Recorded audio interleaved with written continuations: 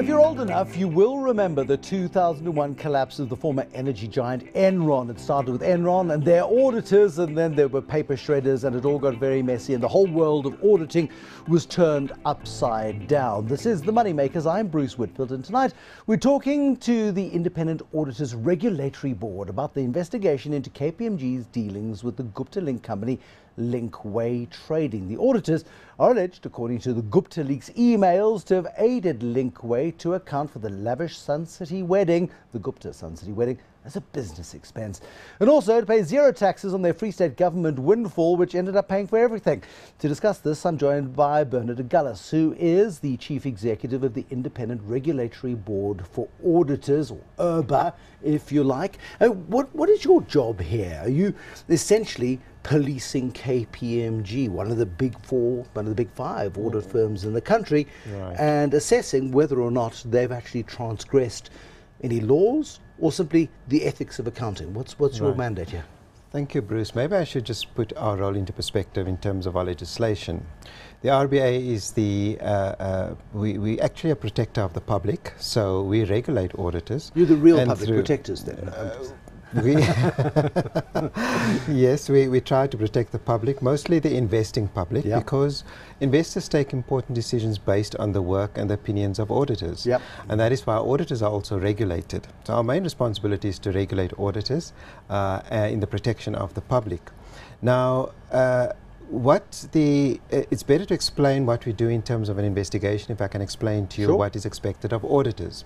So when an auditors perform an audit, they have to comply with our auditing standards, our code of ethics, and certain rules and laws and regulations. And these auditing standards are related, like our financial system, by the World Economic Forum as being some of the best in the world. I mean, highly rated regulatory environment for auditors. Absolutely. The number one ranking, and maybe I should just explain that as well. We've adopted the international standards in 2005, but it's not just about complying with international standards, is also regulating compliance with those standards. So you could have the best standards in the world, sure, and leave auditors to comply or not to comply, yep, but on top of that you need to put a set of regulations, and that is what the RBA's role really essentially is to monitor compliance with those standards. And it is the fact that we have strong regulation in South Africa that actually gives us that number one ranking in the world in terms of the World Economic Forum. So it's not just the standards, it's how you manage, sure, compliance to those standards as well.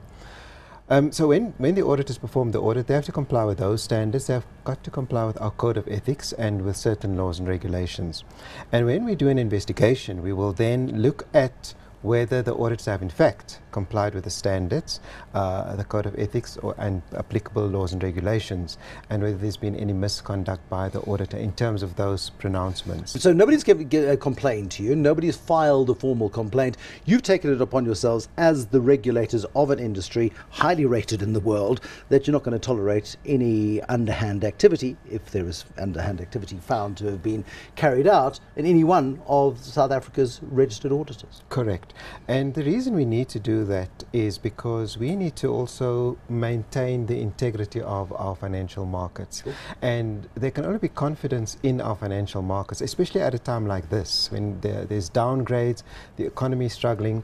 It's important that institutions like the RBA give back that confidence to the market about our profession, and what we do if something goes wrong in the profession, how we need to restore confidence from the public again. What power do you have? Let's, for example, say that there was a discussion in a smoky boardroom in the basement that nobody else knows. There's a basement boardroom at KPMG where cigars are allowed, and there was a conspiracy within KPMG. Worst case scenario.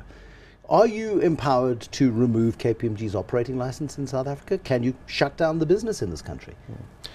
Our Act allows us to take away a license of an individual auditor. So we will be investigating the individual auditors, and then the ultimate sanction is to remove them from the register of the RBA. All right. Yeah. But you can investigate individual auditors, but do you investigate the chain of authority through the business as well?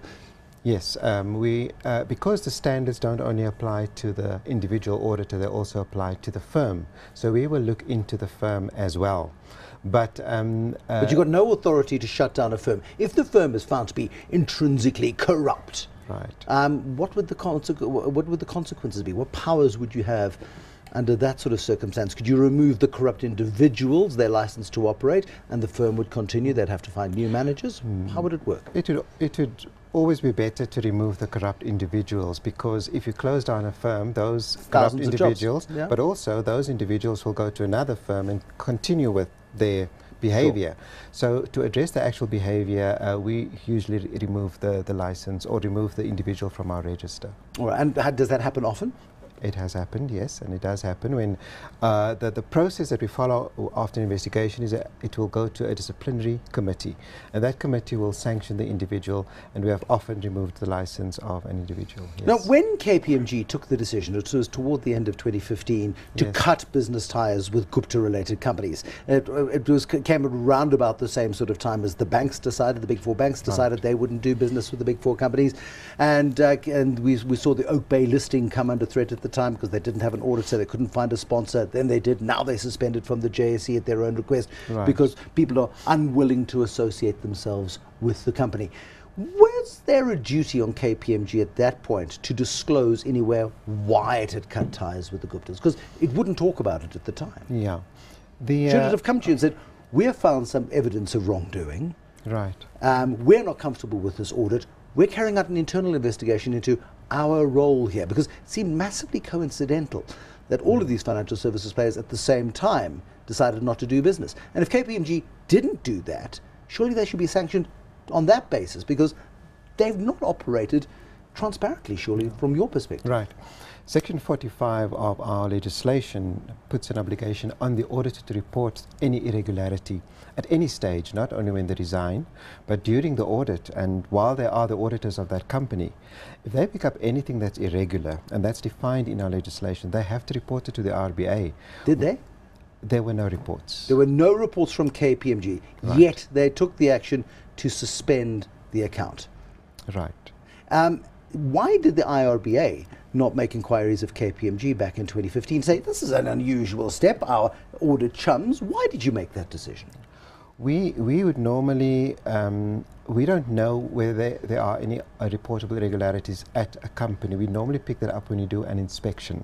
So when we... But surely if an auditor resigns, that's a big step. Auditors don't resign. I mean, this is cash flow. Nobody quits on a client unless there's a rotten fish somewhere.